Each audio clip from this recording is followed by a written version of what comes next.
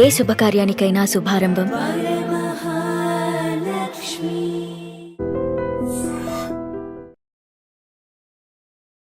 Welcome to iDream media. So జనరల్గా walking అనేది మనం ఎంత సేపు చేస్తే కనుక అది కరెక్ట్ వాకింగ్, హెల్తీ వాకింగ్ అంటాము.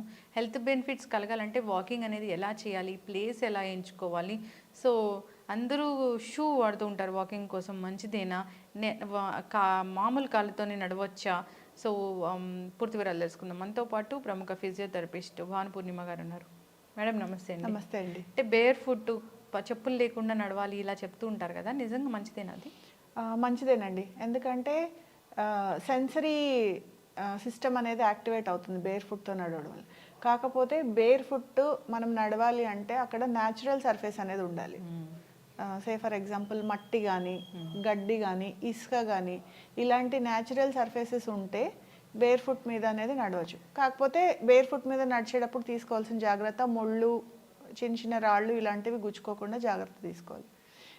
కానీ సింథటిక్ రోడ్స్, తార్ రోడ్లు, మన సిమెంట్ రోడ్లు, ఇలాంటి ఆర్టిఫిషియల్ సర్ఫేసెస్ మీద నడిచేటప్పుడు మాత్రం షూ వేసుకుని నడవమని సలహా ఇస్తాను. ఎస్, చక్కగా చెప్పారు. వాకింగ్ అనేది జనరల్గా ఎవరు చేయాలి?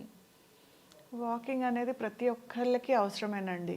సో చాలామంది అంటే మనము మా దగ్గరకు వచ్చే క్లయింట్స్కి కూడా మేము చెప్తుంటాం వాకింగ్ చేయండి అంటే, మేము ఆఫీసులకి ఇంత దూరం నడిచి వెళ్తామండి, బస్ స్టాప్కి ఇంత దూరం నడిచి వెళ్తాము, లేకపోతే ఇంట్లో మేము ఇంత పని చేసుకుంటాము, మళ్ళీ మాకు ప్రత్యేకంగా వాకింగ్ ఎందుకు అంటారు.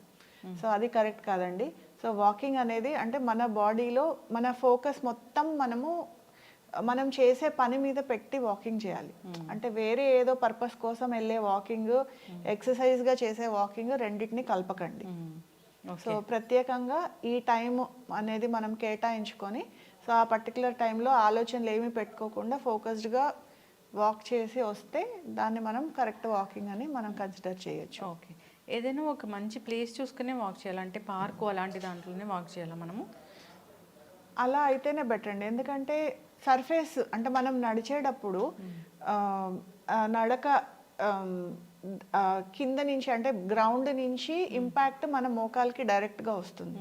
సో ఎగుడు దిగుడు ఉన్న సర్ఫేసెస్ కానీ, గుంతలు ఇలాంటివి ఉన్న సర్ఫేసెస్ కానీ చూసుకొని మనం వాకింగ్ ఎంచుకుంటే, సో షాక్ అబ్జార్బర్స్ అంటే మన మెనిస్కై ఉంటాయి, ఇవి దెబ్బతినే అవకాశం ఉంటుంది.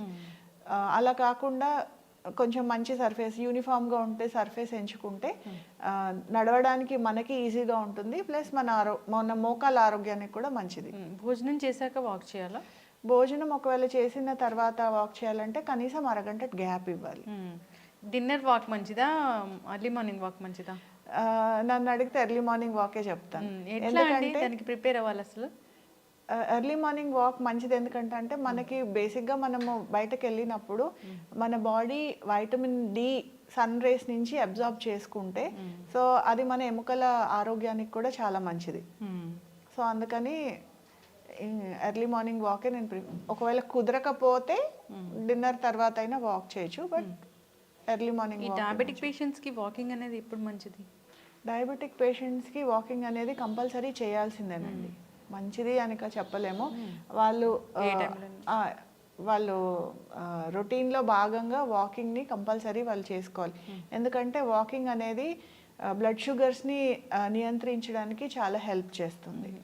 బీపీ ఉన్న వాళ్ళు కూడా ఖచ్చితంగా వాక్ చేయాలని చెప్తారు కదా? అవునండి, ఖచ్చితంగా వాక్ చేయాలి. ఈ శీతాకాలంలో వాకింగ్ అప్పుడు ఎలాంటి జాగ్రత్తలు తీసుకోవాలి? శీతాకాలంలో బయటకు వెళ్ళేటప్పుడు ఒకవేళ రెస్పిరేటరీ ఇష్యూస్ లాంటివి ఏమన్నా ఉంటే ప్రాపర్గా కవర్ చేసుకోవడము, సో అలాంటి జాగ్రత్తలు తీసుకోవడం మంచిది. ఒకవేళ ఆస్తమా లాంటి వాళ్ళు ఉంటే కనుక అది కొంచెం బాగా చలి ఉన్న టైంలో కాకుండా కొంచెం ఎండ వచ్చిన తర్వాత వెళ్ళడం బెటరు. అంటే మన స్కిన్ డీహైడ్రేట్ అవ్వకుండా చూసుకోవాలి. అంటే చలికాలం అనగానే వాటర్ తాగడం తగ్గించేస్తాం, సమ్మర్ అనగానే ఎక్కువ వాటర్ తాగుతాం, కానీ చలికాలం రాగానే వాటర్ తాగడం తగ్గించేస్తాం. సో చలికాలంలో కూడా డీహైడ్రేట్ అవుతాము. సో మనం వాకింగ్ లాంటి యాక్టివిటీ ఎంచుకునేటప్పుడు మనం డీహైడ్రేట్ అవ్వకుండా ప్రాపర్గా వాటర్ అది తాగడము అలాంటి జాగ్రత్తలు కొంచెం తీసుకుంటే సరిపోతుంది. వెంటనే వాక్ చేసిన వెంటనే నీళ్ళు తాగకూడదు కదా? లేదండి, ఎనీ హెవీ ఎక్సర్సైజ్, వాకింగ్ అనే కాదు, డాన్సింగ్ కానీ లేకపోతే ఎనీ ఎక్సర్సైజ్, జిమ్ కానీ, ఎనీ హెవీ ఎక్సర్సైజ్ చేసిన వెంటనే వాటర్ తాగడం అనేది కరెక్ట్ కాదు. కనీసం ఒక 5 నుంచి 10 నిమిషాలు గ్యాప్ ఇచ్చి తర్వాత వాటర్ తీసుకోవాలి. కార్డియో ఇష్యూస్ ఉన్న వాళ్ళు ఎలా వాకింగ్ చేయాలి అంటే చెమటలు వచ్చేంత వరకు వాకింగ్ చేయాలా, ఎట్లా చేయాలి, నార్మల్ వాక్ చేయాలా? కార్డియో ఇష్యూస్ ఉన్న వాళ్ళు హెవీగా స్ట్రెయిన్ అవ్వడం అవాయిడ్ చేయడమే బెటర్ అండి. సో నార్మల్ పేస్లో అంటే నార్మల్ యాక్టివిటీలో మనం ఎలా అయితే నడుస్తామో సో అంతవరకు అంటే చెమటలు రాకుండా చూసుకొని, అంటే షార్ట్నెస్ ఆఫ్ బ్రెత్ అంటాం, అంటే ఊపిరి అందకుండా చూసుకొని ఊపిరి అందకపోవడం లాంటి పరిస్థితి రాకుండా చూసుకొని నార్మల్గా వాక్ చేస్తే సరిపోతుంది. ఎస్, చాలా చక్కగా చెప్పారు మ్యామ్. వాకింగ్ అనేది అందరికీ అవసరం. చాలామంది మోకాలు నొప్పులు ఉన్నాయని వాకింగ్ చేయకుండా ఉంటారు, వాళ్ళకి ఖచ్చితంగా వాకింగ్ అనేది అవసరమే. సో ఇంకా చెప్పారు ఏంటంటే బ్లడ్ ప్రెషర్ కానీ డయాబెటీస్ కానీ ఇలాంటివి ఉన్న వాళ్ళు కూడా ఖచ్చితంగా వాకింగ్ చేయాలని, అందరూ ఫాలో అవ్వాలని కోరుకుందాం. సో చెప్పులు లేకుండా నడవడమే ప్రిఫర్ చేయాలి, కానీ సర్ఫేస్ ఏముందనేది కూడా మ్యాటర్ అవుతుంది అక్కడ. అవునండి. సో వాకింగ్ కోసం సపరేట్ షూనే వాడాల్సి ఉంటుంది కదా? ఖచ్చితంగా షూవే వాడాలండి. ఎందుకంటే మన ఆర్టిఫిషియల్ సర్ఫేస్ మీద మనం నడిచినప్పుడు మన మోకాలకి డ్యామేజ్ జరగకుండా ఉండాలంటే దానికి ప్రాపర్గా షాక్ అబ్జార్బింగ్ ఉండే షూ వాడితేనే అది ప్రాపర్గా ఉంటుంది. సో జనరల్గా మోకాల నొప్పుల సమస్య ఇబ్బంది పెడుతూ ఉంటుంది. అయితే మోకాల నొప్పులు వస్తే చిన్న చిన్న రెమెడీస్తో తగ్గించుకోవచ్చా? ఫిజియోథెరపీలో దీనికి ఎలాంటి టెక్నిక్స్ ఉన్నాయి, వివరాలు తెలుసుకుందాం. మనతో పాటు ప్రముఖ ఫిజియోథెరపిస్ట్ భాను పూర్ణిమ గారు ఉన్నారు. మేడం నమస్తే అండి. నమస్తే అండి. అంటే మీరు చెప్పే రెమెడీస్ చాలా చక్కగా పనిచేస్తాయి, అందరూ సెంటర్కే రావాలని ఏమి ఉండదు. సో అయితే మోకాలు నొప్పులు వచ్చాయంటే నిజంగానే రెమెడీస్తో తగ్గించుకోవచ్చా? తగ్గించుకోవచ్చు అనే దానికంటే చెక్లో పెట్టచ్చు అని చెప్పొచ్చు అండి. సో వన్స్ అరుగుదల అంటే మనం జనరల్గా మాట్లాడుకునే మోకాలు నొప్పులు ఆస్టియోఆర్థరైటిస్ అంటాం. సో మోకాలు అరిగిపోతూ ఉండడం. సో దాన్ని ఏంటంటే ఒకసారి మనకి అరిగిపోవడం స్టార్ట్ చేసిన తర్వాత ఆల్రెడీ అరిగిపోయిందైతే వెనక్కి తీసుకెళ్ళలేం, కానీ దాన్ని ఫర్దర్గా అరగకుండా ఆపొచ్చు. సో మన డే టు డే యాక్టివిటీస్ని మనం ఇబ్బంది లేకుండా నొప్పి లేకుండా మేనేజ్ చేసుకోవచ్చు. చిన్న చిన్న టెక్నిక్స్ అంటే అసలు ఏముంటాయి? బేసిక్గా మోకాలు నొప్పులు వస్తున్నాయి స్టార్ట్ అయినాయి అంటే మన మజిల్స్ వీక్ అవడం అండి. ఎందుకంటే స్కెలిటన్ స్ట్రక్చర్ని పట్టి ఉంచేది మజిలే. సో మజిల్ ఎప్పుడైతే వీక్ అవుతుందో దాని స్ట్రెంగ్త్ తగ్గిపోవడం వల్ల బోన్స్ రెండు దగ్గరకు వచ్చేస్తాయి. సో బోన్స్ రెండు దగ్గరకు వచ్చేసినప్పుడు ఒకదాని మీద అరుగుదల అనేది స్టార్ట్ అయ్యి మనకి అడుగు వేసిన ప్రతిసారి నొప్పి వస్తూ ఉంటుంది. సో అందుకనేసి సో ఇప్పుడు మనము ఎప్పుడైతే అరుగుదల స్టార్ట్ అయిందో ఆ అరుగుదలని ఆపాలి అంటే మజిల్ని స్ట్రెంగ్తన్ చేయాలి. సో మనం ఇంట్లో చిన్న చిన్న ఈ రెమెడీస్ ద్వారా మజిల్ని స్ట్రాంగ్ చేసుకుంటాం. సో మనం ఎప్పుడైతే మజిల్ స్ట్రాంగ్ ఉంటుందో సో బోన్ కూడా పొజిషన్ మెయింటైన్ చేసి మనకి నొప్పి లేకుండా మనం చూసుకోవచ్చు. మోకాలు నొప్పులు ఉన్నవారు వాకింగ్ చేయొచ్చా? చేయాలి, చేయొచ్చు కాదు, కంపల్సరీ చేయాలి. చేస్తూ ఉంటే ఏంటంటే యాక్టివిటీ అండి. సో ఏదైనా ఇప్పుడు మన మజిల్ ఏంటంటే ఈజీగా అది ఎప్పుడు రెస్ట్ తీసుకుందామనే చూస్తూ ఉంటుంది. సో ఎప్పుడైతే మజిల్ రెస్ట్ తీసుకుంటుందో సో ఆటోమేటిక్గా ఇప్పుడు మన ఎగ్జాంపులే తీసుకుందాం. ఎప్పుడైనా మనం రోజు వాకింగ్ చేసే అలవాటు ఉంది, ఒక వారం రోజులు చేయలేకపోయాము, తర్వాత వెళ్ళాలంటే వెళ్ళగలుగుతామా? సో మజిల్ కూడా అంతే. సో దాన్ని ఏంటంటే దాని పని అది చేసుకుంటూ వెళ్తూ ఉంటే సో ఫంక్షన్ అనేది ప్రాపర్గా మెయింటైన్ అవుతుంది. ఓకే, చక్కగా చెప్పారు మ్యామ్. ఇప్పుడు మోకాలు నొప్పులు వచ్చిన వాళ్ళు అక్కడ ఏమైనా పట్టీలు వేసుకోవాలి అంటే ఏదో సంథింగ్ దానికి స్ట్రెంగ్తన్ కోసం పట్టీలు అలాంటివి దొరుకుతూ ఉంటాయి కదా, పనిచేస్తాయి అవి? పట్టీలు అంటే నీ క్యాప్స్ అంటామండి.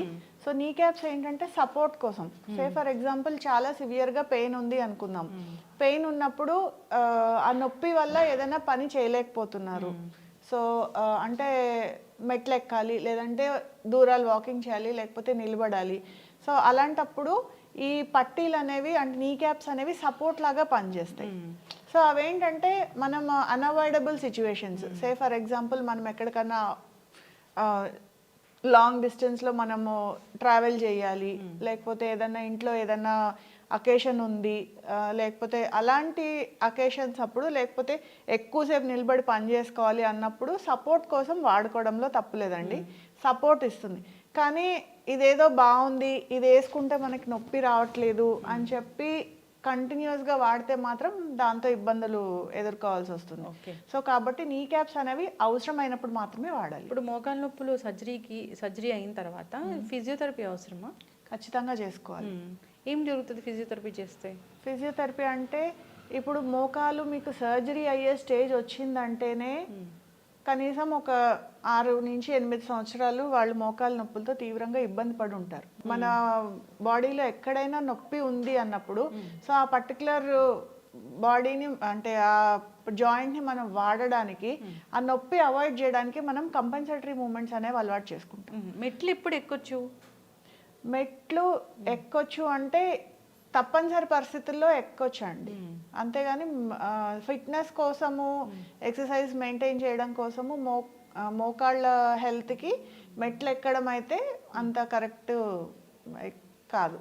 మిగిలిన అంటే తప్పక ఇంకా మెట్లు ఎక్కాల్సి వచ్చినప్పుడు అయితే తప్పదు అనుకోండి. లిఫ్ట్ వాడాలా మెట్లు ఎక్కాలా అసలు జనరల్గా? లెస్ దెన్ 2 floors మెట్లు ఎక్కండి, అభ్యంతరం లేదు. అంతకంటే ఎక్కువ ఉంటే అయితే నేను లిఫ్ట్ వాడమని సజెస్ట్ చేస్తాను. ఎస్, చక్కటి ఇన్ఫర్మేషన్ మ్యామ్. సో ఏదైనా ఒక ఫుడ్ తింటే ఈ మోకాలు నొప్పులు బాగా పెరుగుతాయి అనేది ఏమైనా ఉంటుందా? రుమటాయిడ్ ఆర్థరైటిస్ ఒకవేళ ఉంటే కొన్ని ఫుడ్స్ వల్ల నొప్పులు ఎక్కువయ్యే అవకాశం ఉంటుందండి. బట్ సాధారణంగా అయితే అలా ఏముండదు. బట్ మీరు కనుక రుమటాయిడ్ కానీ ఇంకేదైనా ఆటో ఇమ్యూన్ అలాంటి ప్రాబ్లమ్స్ వల్ల మీకు జాయింట్ పెయిన్స్ వస్తుంటే మాత్రం ఫుడ్ తోటి ఎఫెక్ట్ అవుతుంది. సో ఆ ఫుడ్ని అవాయిడ్ చేయడం బెటర్. ఎస్, చక్కగా చెప్పారు మ్యామ్. మోకాలు నొప్పులు అసలు రాకుండా ఉండాలంటే ఏం జాగ్రత్తలు తీసుకోవాలి? రాకుండా ఉండాలి అంటే దాన్ని మ్యాక్సిమం మోకాళ్ళని ఉపయోగంలో ఉంచాలి. సో పాతకాలంలో మనము నేల మీద కూర్చునే వాళ్ళం, అందుకే చూడండి వాళ్ళకి ఎవరికి మోకాలు నొప్పులు లేవు. సో టాయిలెట్స్ వాడేటప్పుడు ఇండియన్ టాయిలెట్స్ అంటే కనీసం రోజులో 4-5 సార్లు అయినా మోకాలు ఫుల్ మూమెంట్ కనుక చేస్తే మనం మోకాలు నొప్పులు రాకుండా ప్రివెంట్ చేసుకోవచ్చు. తర్వాత చిన్న ఎక్సర్సైజెస్ ఉంటాయి. అంటే క్వాడ్రిసెప్స్ మజిల్ బేసిక్గా మోకాలు మూమెంట్కి హెల్ప్ చేస్తుంది.